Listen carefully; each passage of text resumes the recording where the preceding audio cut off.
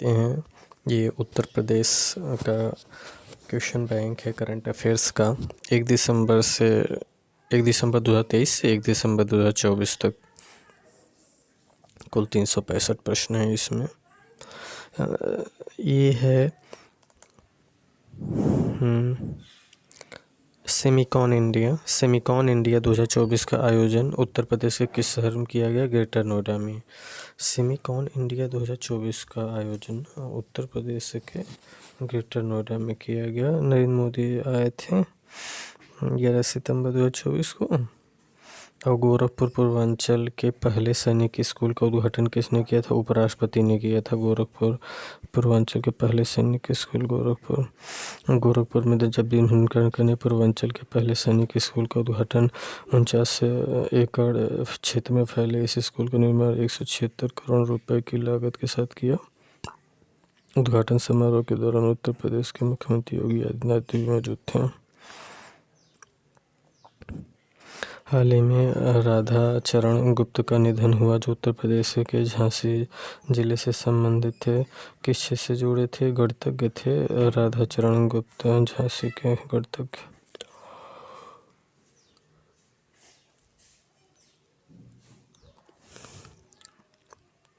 स्वच्छ तीर्थ अभियान 2024 का शुभारंभ कहाँ से किया गया? योगी ने किया अयोध्या से।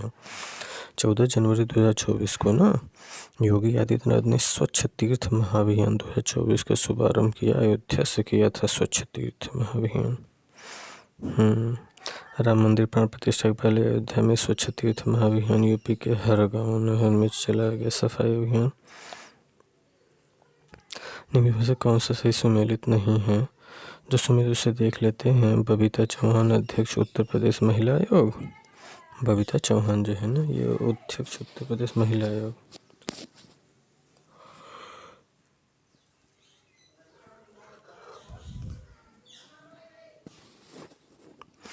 उत्तर प्रदेश महिला आयोग की अध्यक्ष हैं बबीता चौहान। और उत्तर प्रदेश शिक्षा चयन आयोग की अध्यक्ष हैं कीर्ति पांडे। और मनोज कुमार सिंह हैं मुख्य सचिव उत्तर प्रदेश शासन।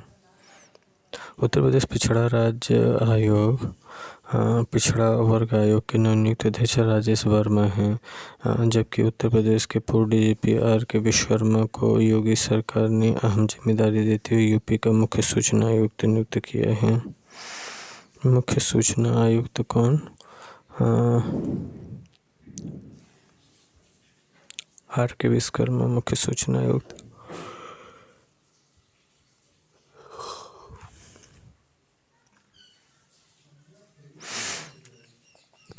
महिला आयोग के अध्यक्ष बबीता चौहान, उत्तर प्रदेश शिक्षा चयन आयोग के अध्यक्ष कीर्ति पांडे और मुख्य सचिव उत्तर प्रदेश शासन मनोज कुमार सिंह और पिछड़ा वर्ग आयोग के अध्यक्ष राजेश वर्मा और पूर्व डीजीपी राजकुमार विश्वकर्मा बने यूपी के मुख्य सूचना आयुक्त।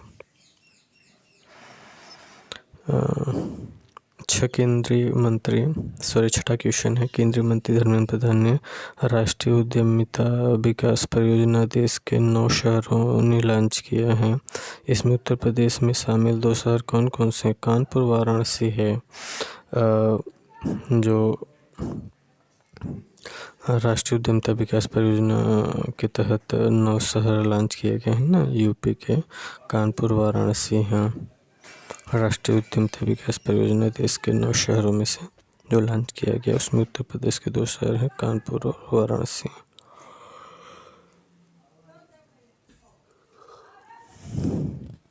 कौशल भारत मिशन के तहत राष्ट्रीय उद्यमिता विकास परियोजना का उद्घाटन किया गया।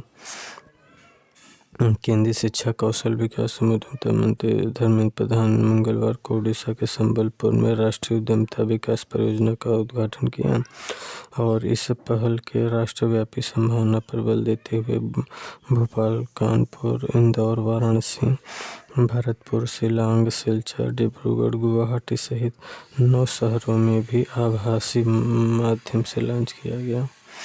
उत्तर प्रदेश में 9 उद्घाटित जटायु संरक्षण एवं प्रजनन केंद्र पर विचार करिए। इसका उद्घाटन योगी आदित्यनाथ ने गोरखपुर में किया। जटायु संरक्षण एवं प्रजनन केंद्र, ये सही है।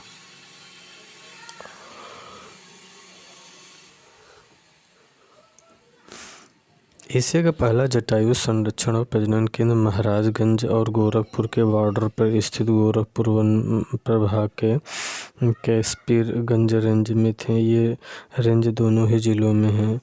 इस केंद्र का मुख्य हिस्सा भारी वैसी गांव है जो महाराजगंज में है। एशिया का पहला जटायु संरक्षण केंद्र और प्रजनन केंद्र जो महाराजगंज है। देखिए इसमें महाराजगंज विकल्प नहीं था तो इसलिए जो है जटायु संरक्षण प्रजनन केंद्र गोरखपुर, क्योंकि गोरखपुर महाराजगंज के बॉर्डर पे है ना, तो इसलिए गोरखपुर मान लिया गया, जबकि रियल में महाराजगंज के भारी वैसी गांव में है ये। 5 हेक्टेयर में फैला हुआ। फिलहाल इस संरक्षण केंद्र का उद्घाटन योगी आदित्यनाथ ने गोरखपुर में किया है। फिलहाल इस संरक्षण केंद्र का उद्घाटन योगी जी ने गोरखपुर में किया है, परंतु इसका शिलान्यास डिजिटली हुआ था। गोरखपुर में जो मंडल है ना, गोरखपुर महाराजगंज,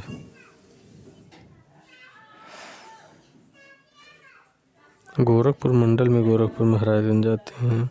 निपुण भारत के तहत रोड टू स्कूल कार्यक्रम की शुरुआत कहाँ से हुई थी? गोरखपुर में। निपुण भारत मिशन के तहत रोड टू स्कूल कार्यक्रम कहाँ शुरू हुई? गोरखपुर में रोड टू स्कूल कार्यक्रम।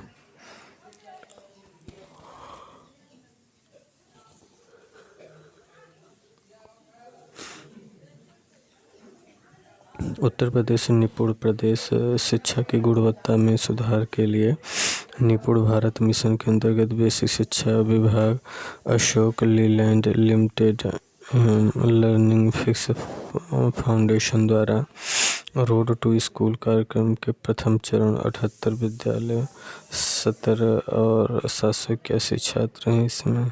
गोरखपुर रोड टू स्कूल कार्यक्रम निपुण भारत मिशन के अंतर्गत। वायुसेना द्वारा अस्पताल भीष्म क्यूब का हवाई एयर ड्रॉप परीक्षण कहाँ किया गया? आगरा में किया गया भीष्म क्यूब का हवाई एयर ड्रॉप परीक्षण। एयर ड्रॉप के लिए स्वदेशी रूप से विकसित पोर्टेबल अस्पताल भीष्म क्यूब का परीक्षण किया गया 14 मई 2024 को आगरा के उत्तर प्रदेश में किया गया भारतीय वायुसेना द्वारा। इस पोर्टेबल अस्पताल को जमीन पर लैंड कराया गया। लगभग 1500 फीट की ऊंचाई से AN-32 एयरक्राफ्ट से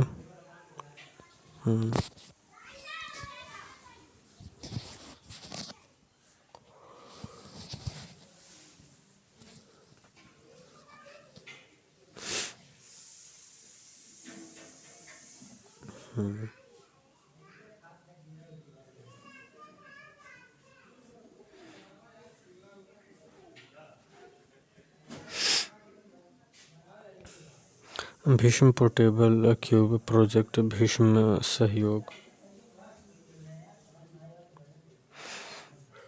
Bhishm portable cube project Bhishm सहयोग हित और मैत्री के लिए भारत स्वास्थ्य पहल का हिस्सा है। इसे लगभग 200 घायलों के उपचार के लिए इस्तेमाल किया जा सकता है। पहला उत्तर प्रदेश गौरव पुरस्कार किससे प्रदान किया गया? डॉक्टर रितु करिघल श्रीवास्तव को उत्तर प्रदेश गौरव पुरस्कार प्रदान किया गया। पहला उत्तर प्रदेश गौरव पुरस्कार डॉक्टर रितु करिघल श्रीवास्तव।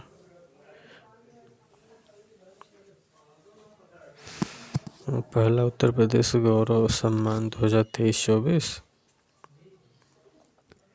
पहला उत्तर प्रदेश गौरव सम्मान 2023-24 24 जनवरी 2024 को उत्तर प्रदेश दिवस के अवसर पर मुख्यमंत्री योगी आदित्यनाथ ने इसरो वैज्ञानिक डॉक्टर रितु करिघल श्रीवास्तव तथा उद्यमी नवीन तिवारी को पुरस्कार प्रदान किया गया।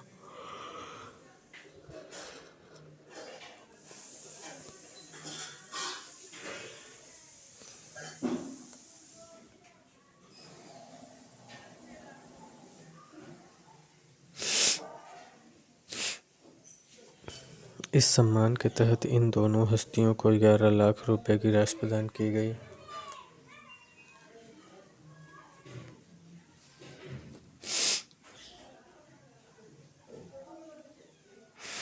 इस सम्मान के तहत इन दोनों हस्तियों को 1 लाख रुपए की राशि प्रदान की गई।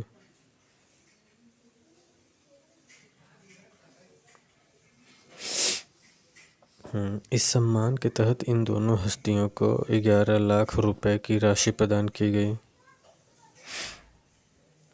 इस सम्मान के तहत इन दोनों हस्तियों के 11 लाख रुपए की राशि प्रदान की गई। वर्ष 2023 में इस सम्मान को प्रदान किए जाने की घोषणा की गई थी।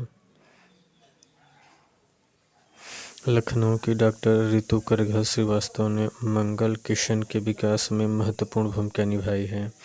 वह इस मिशन की उप संचालन निदेशक थीं। उन्होंने चंद्रयान मिशन में मिशन निदेशक के रूप में भी प्रमुख भूमिका निभाई है।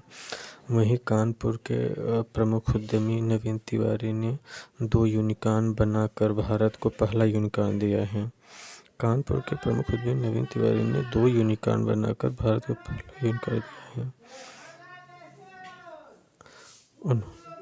उन्होंने विश्व का सबसे बड़ा स्वतंत्र मोबाइल विज्ञापन तकनीकी मंच स्थापित किया है, जो उत्तर प्रदेश और भारत में स्थानीय व्यवसायों को राष्ट्रीय और अंतर्राष्ट्रीय दर्शकों से जोड़ता है।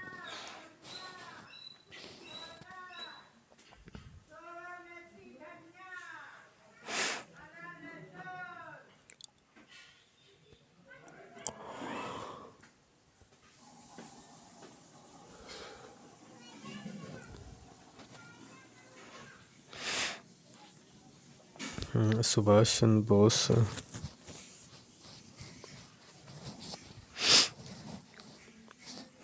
सुभाष चंद्र बोस आपदा प्रबंधन पुरस्कार 2024 के विजेता संस्थान 60 parachute field hospital Uttar Pradesh के विषय में विचार करें।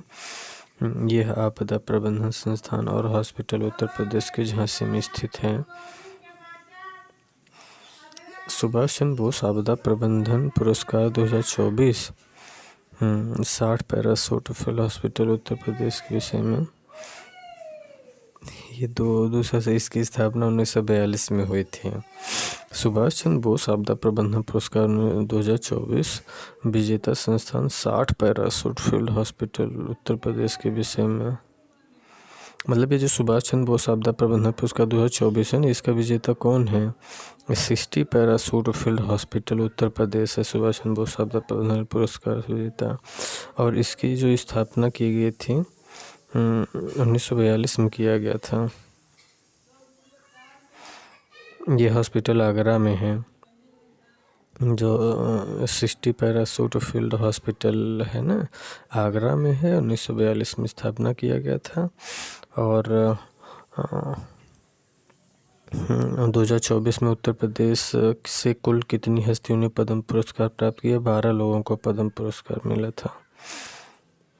यूपी इंटरनेशनल ट्रेड शो 2024 विषय में गलत कथन क्या है? गलत कथन जो है कि 2024 में इसका तीसरा नहीं, ये दूसरा संस्करण था। 2024 में जो यूपी इंटरनेशनल ट्रेड शो 2024 हुआ ना, ये दूसरा संस्करण था। इसका आयोजन ग्रेटर नोएडा में हुआ। UP international trade show 2024 greater Noida में हुआ, सही है। और ये इसका दूसरा संस्करण था, तीसरा नहीं। और यूपी इंटरनेशनल ट्रेड शो का थीम था सोर्सिंग का अद्वितीय मंच। सोर्सिंग का अद्वितीय मंच। वियतनाम इसमें भागीदार देश के रूप में शामिल हुआ।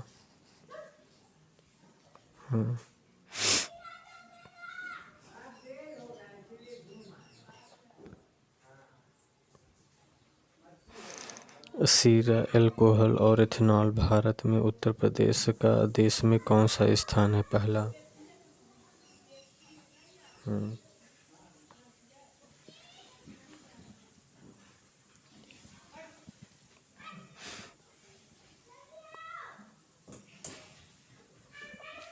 शीरा, अल्कोहल और इथेनॉल उत्पादन में उत्तर प्रदेश का देश में कौन सा स्थान है?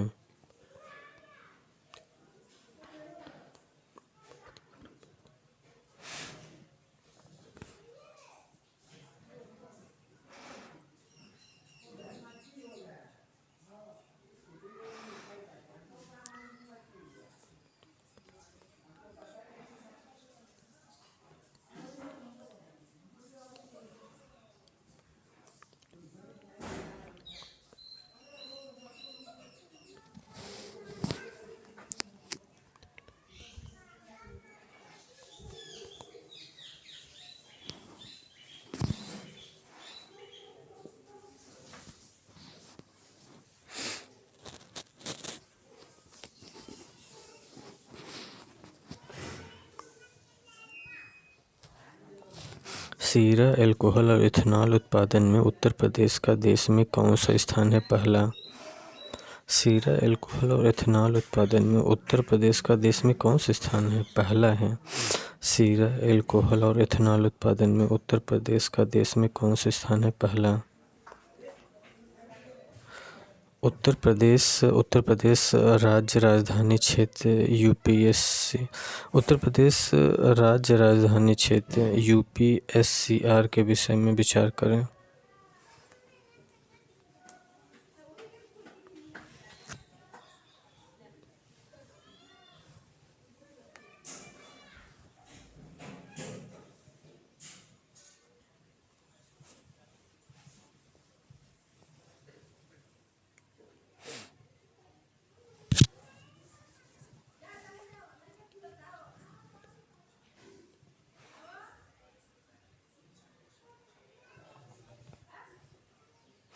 उत्तर प्रदेश राज्य राजधानी क्षेत्र, इसमें कुल 6 जिले शामिल हैं।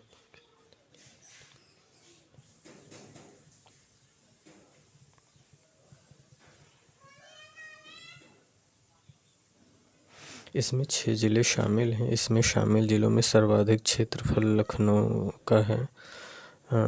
ये जो है ना उत्तर प्रदेश राज्य राजधानी क्षेत्र, इसमें कुल 6 जिले शामिल हैं।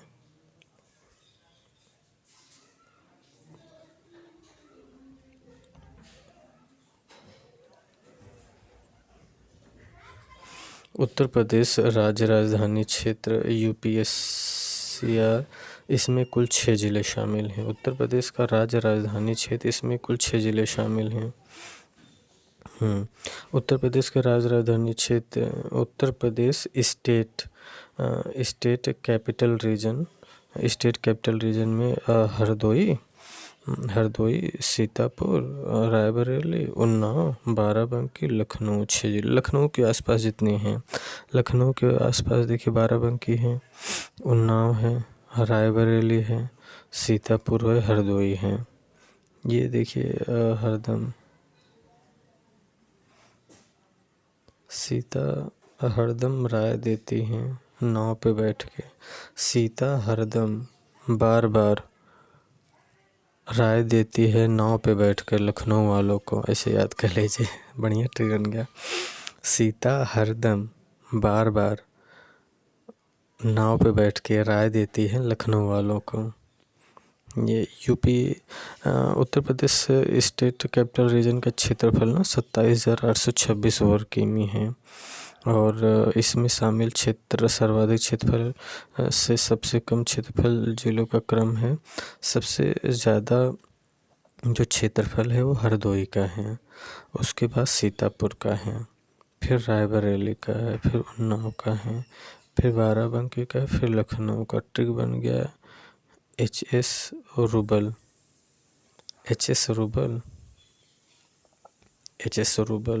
हरदोई, सीतापुर, रायबरेली, उन्नाव, बाराबंकी, लखनऊ, एच.एस. रूबल। अच्छा, लखनऊ से भी ज़्यादा क्षेत्रफल हरदोई का, मतलब सबसे कम क्षेत्रफल लखनऊ का है। इसमें सबसे ज़्यादा हरदोई, सीतापुर, रायबरेली का। उत्तर प्रदेश विधि विरुद्ध धर्म परिवर्तन प्रतिषेध संशोधन विधेयक 2024 के अनुसार सामूहिक अवैध मतांतरण करवाने पर न्यूनतम कितने वर्ष की सजा का प्रावधान है? 7 वर्ष का है। उत्तर प्रदेश सार्वजनिक परीक्षा अनुचित साधनों का रोकथाम विधेयक 2024 विधानसभा में पारित हुआ। इससे पूर्व ऐसा कोई विधेयक अब कब अधिनियम का रूप ले सका था? 1998 में एक ऐसा कानून बना था, उसके बाद ये बनाया गया है। उत्तर प्रदेश सार्वजनिक परीक्षा अनुचित साधनों का रोकथाम विधेयक 2024 बनाया गया है। उत्तर प्रदेश में हरित आवरण को 2030 तक 9.23 से बढ़ाकर कितना करने का लक्ष्य? 15% करने का लक्ष्य है। 9.23 से बढ़ाकर हरित आवरण। पेड़ लगाओ पेड़ बचाओ वृक्षारोपण अभियान 2024 के तहत उत्तर प्रदेश के किस जिले में सर्वाधिक पौधे रोपे गए हैं? सोनभद्र में। पेड़ लगाओ पेड़ बचाओ जन अभियान 2024। हरे वृक्ष करोड़ों लोगों के भोजन, औषधि और ईंधन का स्रोत हैं। पूरे प्रदेश 24 जुलाई को 36.46 करोड़ से अधिक वृक्षों का किया जाएगा रोपण। पूरे प्रदेश 20 जुलाई को 36.46 करोड़ से अधिक वृक्षों का रोपण किया जाएगा। उपराष्ट्रपति जगदीप धनखड़ ने हमारा संविधान हमारा सम्मान सम्मेलन कार्यक्रम की शुरुआत कहाँ की है? प्रयागराज में। उपराष्ट्रपति जगदीप धनखड़ ने हमारा संविधान हमारा सम्मान सम्मेलन कार्यक्रम की शुरुआत कहाँ की? प्रयागराज में। उपराष्ट्रपति जगदीप धनखड़ ने हमारा संविधान हमारा सम्मान सम्मेलन कार्यक्रम की शुरुआत कहाँ से की? प्रयागराज से किया है। हमारा संविधान हमारा सम्मान कानून जानकारी प्रयागराज से स्टार्ट किया गया है। न्याय विभाग गणतंत्र के रूप में 75वें वर्ष संविधान को अपनाने और उसको मनाने के लिए हमारा संविधान हमारा सम्मान नामक एक अखिल भारतीय वर्ष भर चलने वाला राष्ट्रपति अभियान लागू कर रहा है। इस अभियान का शुभारंभ 24 जनवरी 2024 को माननीय उपराष्ट्रपति द्वारा किया गया। उत्तर प्रदेश के किस शहर में एक ऐतिहासिक गधों का मेला लगता है जो मुगलों के समय से चला आ रहा है? चित्रकूट में। चित्र विचित्र है गधों का मेला चित्रकूट में। उत्तर प्रदेश की पहली एकीकृत हरित शहरी सड़क कहाँ विकसित की जाएगी? मेरठ में। उत्तर प्रदेश की पहली एकीकृत हरित शहरी सड़क कहाँ विकसित की जाएगी? मेरठ में। मेरठ में यूपी की पहली ग्रीन रोड का निर्माण शुरू हो गया जिसकी लंबाई 2.15 किलोमीटर होगी। मेरठ में यूपी की पहली ग्रीन रोड का निर्माण कार्य शुरू हो गया। मेरठ में यूपी की पहली ग्रीन रोड का निर्माण कार्य शुरू हो गया। इसकी लंबाई 2.15 किलोमीटर होगा। मेरठ में बनने वाली इस 2 किलोमीटर सड़क को ग्रीन रोड कहा जाएगा। ऐसा क्या कर रहे हैं योगी सरकार? हाल ही में चर्चा में रही पुस्तक मोदी का बनारस लेखक कौन है? अरविंद चतुर्वेदी है मोदी का बनारस। केंद्रीय मंत्री जयंत चौधरी ने उत्तर प्रदेश के किस शहर में स्थित national skill training institute women में AI प्रशिक्षण कार्यक्रम का शुभारंभ किया? नोएडा में।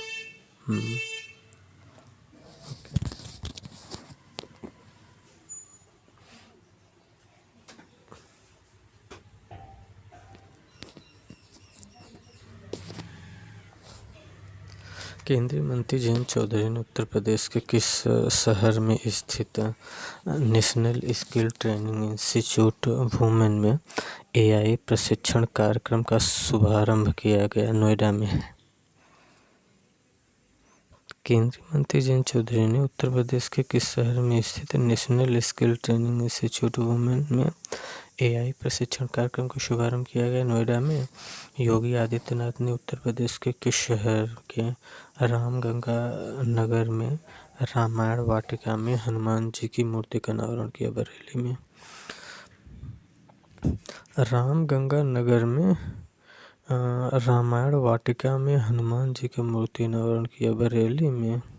राम वाटिका में हनुमान जी की मूर्ति रामगंगा नगर में। इस परियोजना के तहत पहले ही भगवान हनुमान जी की प्रतिमा स्थापित की जा चुकी। इस प्रतिमा का उद्घाटन खुद उत्तर प्रदेश मुख्यमंत्री आदित्यनाथ ने अपने बरेली दौरे के दौरान किया। अब DDA रामायण वाटिका को और भी भव्य और अद्भुत बनाने की दिशा में कार्य कर रहा है। बरेली की रामायण वाटिका में लगाई जाएगी 51 फीट ऊंची भगवान राम की प्रतिमा। बरेली की रामायण वाटिका में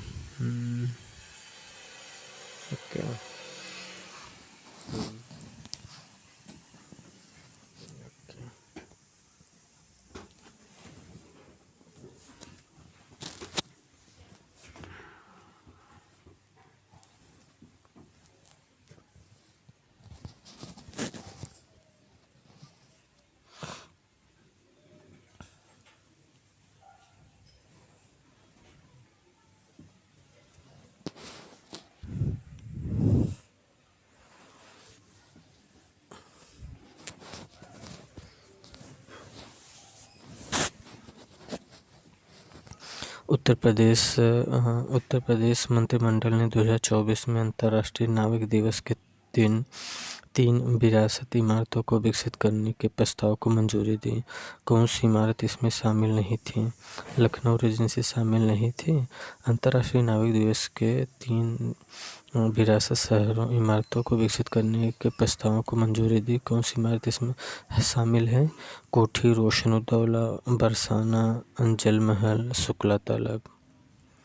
ये सब जो है ना अंतर्राष्ट्रीय नाविक दिवस के 3 दिन विरासती इमारतों को विकसित करने के प्रस्ताव को मंजूरी दी।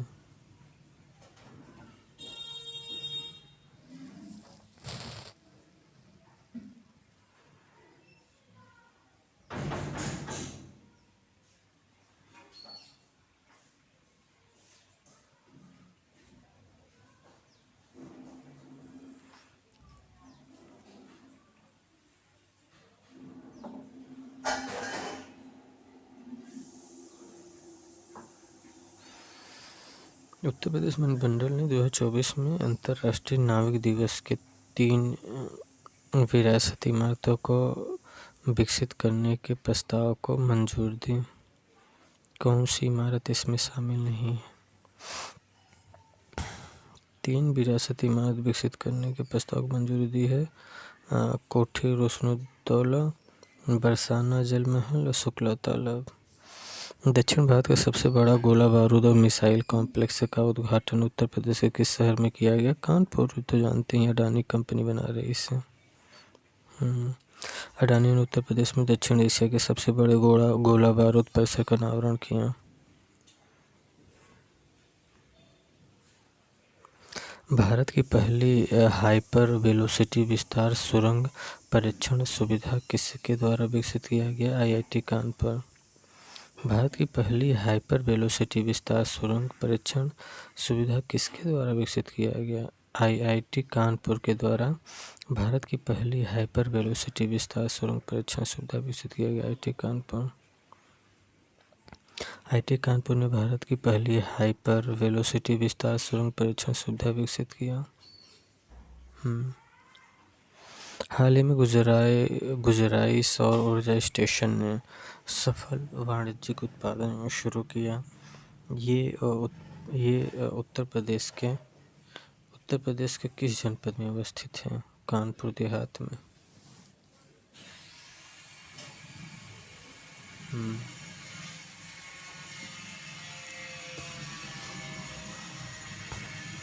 हाल ही में गुजराई सौर ऊर्जा स्टेशन ने सफल वाणिज्यिक उत्पादन शुरू किया। ये उत्तर प्रदेश के किस जनपद में स्थित है? कानपुर देहात में।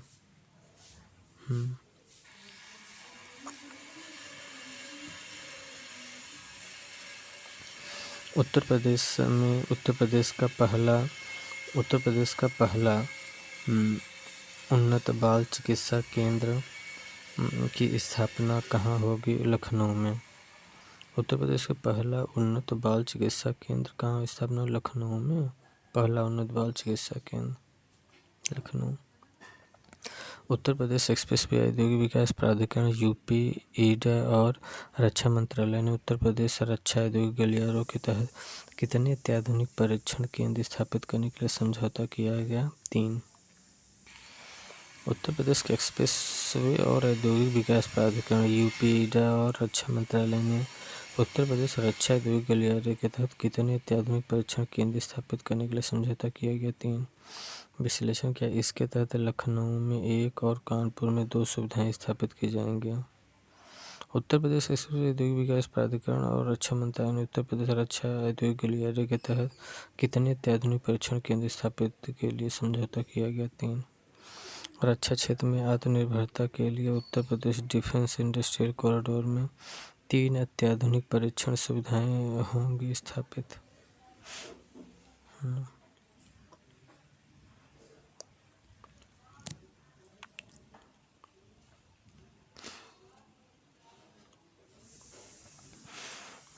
रक्षा क्षेत्र में आत्मनिर्भरता के लिए Uttar Pradesh defence industrial corridor में 3 अत्याधुनिक परीक्षण सुविधाएं होंगी।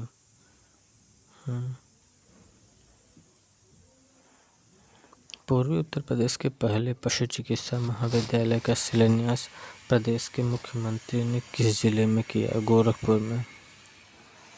पूर्वी उत्तर प्रदेश के पहले पशु चिकित्सा महाविद्यालय का शिलान्यास उत्तर प्रदेश के मुख्यमंत्री ने किस जिले में किया? गोरखपुर में किया पशु चिकित्सा महाविद्यालय का शिलान्यास। अच्छा, पशु चिकित्सा महाविद्यालय, वैसे भी पशु चिकित्सालय जो था ना, वहाँ पे पशु पक्षियों के लिए जो वहाँ पे चिकित्सा की जाती थी वो बरेली में की जाती थी, लेकिन ये पशु चिकित्सा महाविद्यालय की बात कर रहे हैं तो गोरखपुर में पशु चिकित्सा महाविद्यालय गोरखपुर।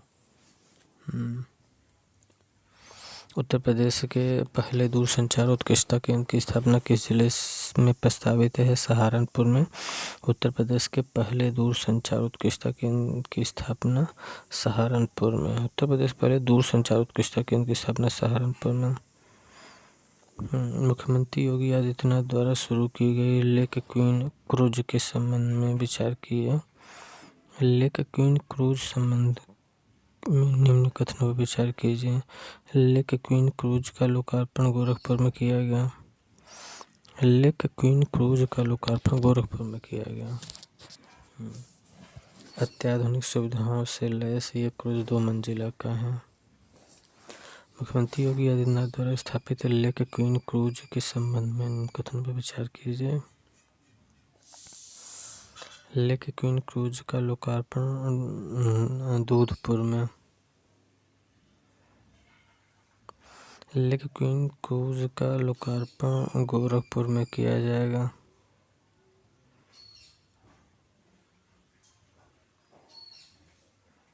लेक क्वीन क्रूज का लोकार्पण गोरखपुर में किया जाएगा। अत्याधुनिक सुविधाओं से लैस ये क्रूज 2 मंजिला है।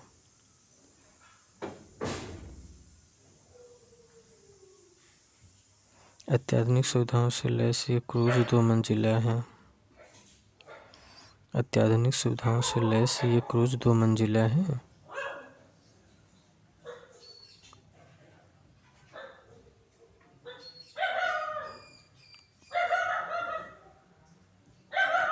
लेक क्वीन क्रूज के संबंध में अत्याधुनिक सुविधाओं से लैस ये जो योगी आदित्यनाथ द्वारा शुरू किया गया लेक क्वीन क्रूज के संबंध में लेक क्वीन क्रूज का लोकार्पण गोरखपुर में किया गया।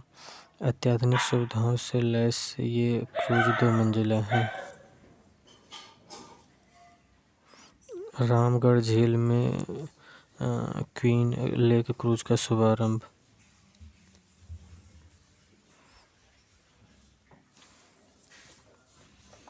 प्रधानमंत्री मोदी द्वारा उत्तर प्रदेश के वाराणसी में नव उद्घाटित स्वरवेद मंदिर की ऊंचाई क्या है? 180 फीट। प्रधानमंत्री मोदी द्वारा उत्तर प्रदेश के वाराणसी में नव उद्घाटित स्वरवेद मंदिर की ऊंचाई 180 फीट है। स्वरवेद मंदिर वाराणसी में स्थापित किया गया स्वरवेद मंदिर ये 180 फीट का है। काशी तमिल संगम 2023 के विषय में गलत कथन। इस कार्यक्रम का तीसरा संस्करण 13 से 30 दिसंबर 2023 तक काशी में आयोजित किया गया। गलत है। कब किया गया? इसका दूसरा संस्करण 2023 में हुआ था। काशी तमिल संगम इस अवसर पर प्रधानमंत्री ने कन्याकुमारी वाराणसी तमिल संगम ट्रेन को हरी झंडी दिखाकर रवाना किया। इस अवसर पर मणिमेखलाई ग्रंथ का ब्रेल अनुवाद जारी किया।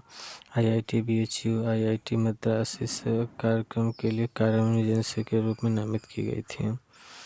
रक्षा मंत्री श्री राजनाथ सिंह ने पूर्ण रूप से सिर्फ बालिकाओं के लिए पहला सैनिक स्कूल कहाँ उद्घाटित किया? मथुरा में।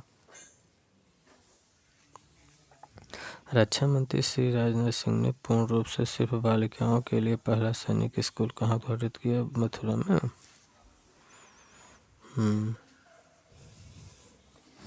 जनवरी 2024 में इस स्थिति के अनुसार उत्तर प्रदेश कुल पंजीकृत MSME इकाइयों के संदर्भ में देश में सिर्फ स्थान पर है, तीसरे स्थान पर है। जनवरी 2024 की स्थिति के अनुसार उत्तर प्रदेश कुल पंजीकृत MSME इकाइयों के संदर्भ में देश में सिर्फ स्थान पर है, तीसरे स्थान पर है। उत्तर प्रदेश कुल पंजीकृत MSME इकाइयों के संदर्भ में देश में तीसरे स्थान पर है। प्रयागराज में डॉक्टर राजेंद्र प्रसाद राष्ट्रीय विधि विश्वविद्यालय का उद्घाटन किसने किया है? न्यायमूर्ति DY चंद्रचूड़ ने किया था। और प्रधानमंत्री ने श्री कल्की धाम मंदिर का भूमि पूजन संभल में किया। फरवरी 2024 में प्रधानमंत्री मोदी ने वाराणसी के किन हाइब्रिड इलेक्ट्रॉनिक कैटामरन पोतों को शुरू किया है? एक और MV गृह और MV निषादराज का। फरवरी 2024 में प्रधानमंत्री मोदी ने वाराणसी में किस हाइब्रिड इलेक्ट्रॉनिक कैटामरन पोतों को शुरू किया है? MV गृह और MV निषादराज को हाइब्रिड इलेक्ट्रॉनिक कैटामरन पोत का शुरू किया है। फरवरी 2024 में प्रधानमंत्री मोदी ने हाइब्रिड इलेक्ट्रॉनिक कैटामरन पोतों को शुरू किया है। कहाँ? MV गृह और MV निषादराज। विश्लेषण। MV गो अयोध्या में सरयू नदी पर और MV निषादराज वाराणसी में गंगा नदी पर नौकायन करेगी। 50 यात्रियों की बैठने की क्षमता वाले ये अत्याधुनिक जहाज तेजी से चार्ज होने वाली बैटरियों से संचालित होते हैं और सालाना 400 मीट्रिक टन कार्बन उत्सर्जन कम करने के लिए डिज़ाइन किया गया है। मुख्यमंत्री युवा उद्यमी विकास अभियान के विषय में कथन। मुख्यमंत्री युवा उद्यमी विकास अभियान के बारे में सही कथन का चुनाव करें। क्या सही है? क्या दोनों सही है कि मुख्यमंत्री युवा उद्यमी विकास अभियान, इसके तहत राज्य सरकार का लक्ष्य प्रतिवर्ष 1 लाख युवा उद्यमियों को 5 लाख रुपए तक की परियोजना के लिए ब्याज मुक्त ऋण प्रदान किया जाएगा। मुख्यमंत्री युवा उद्यमी विकास जो है ना, प्रतिवर्ष 1 लाख युवा उद्यमियों को 5 लाख रुपए की परियोजना के लिए ब्याज मुक्त ऋण। इस योजना के लिए 2024-25 के बजट में 1000 करोड़ रुपए का प्रावधान किया गया है। इस योजना के लिए 2024-25 के बजट में 1000 करोड़ रुपए का प्रावधान। 10 लाख युवाओं को ब्याज 10 लाख युवाओं को ब्याज मुक्त ऋण मिलेगा, योगी ने कहा। यूपी ब्रिटेन के बीच उच्च शिक्षा, व्यापार, EV में भागीदारी बढ़ेगी। सोशल मीडिया पर नजर रखें, 10 लाख युवाओं को स्वरोजगार। उत्तर प्रदेश के नए मुख्य सूचना आयुक्त कौन बने हैं? राजकुमार विश्वकर्मा।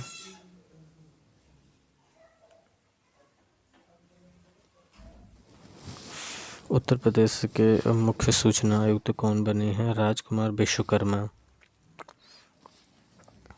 उत्तर प्रदेश के नए मुख्य सूचना आयुक्त कौन बने हैं? राजकुमार विश्वकर्मा बने हैं। हाल ही में प्रख्यापित उत्तर प्रदेश ग्रीन हाइड्रोजन नीति 2024 के बारे में विचार करें। हाल ही में प्रख्यापित उत्तर प्रदेश ग्रीन हाइड्रोजन नीति 2024 के बारे में। यह नीति हाइड्रोजन नीति 2029 तक प्रभावी रहेगी, सही है। हाइड्रोजन नीति 2024 से 2029 तक प्रभावी रहेगी, सही है। ग्रीन हाइड्रोजन के उत्पादन में संलग्न स्टार्टअप को अधिकतम 125 लाख रुपए वित्तीय प्रोत्साहन 5 वर्षों में दिया जाएगा, सही है।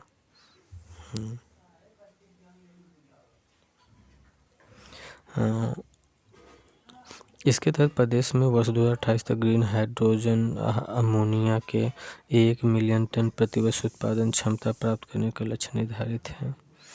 इसके तहत ना, जो ग्रीन हाइड्रोजन नीति है, इसके तहत प्रदेश में वर्ष 2028 तक ग्रीन हाइड्रोजन अमोनिया के 1 मिलियन टन प्रतिवर्ष उत्पादन क्षमता प्राप्त करने का लक्ष्य निर्धारित है। उत्तर प्रदेश में ग्रीन हाइड्रोजन नीति 2024।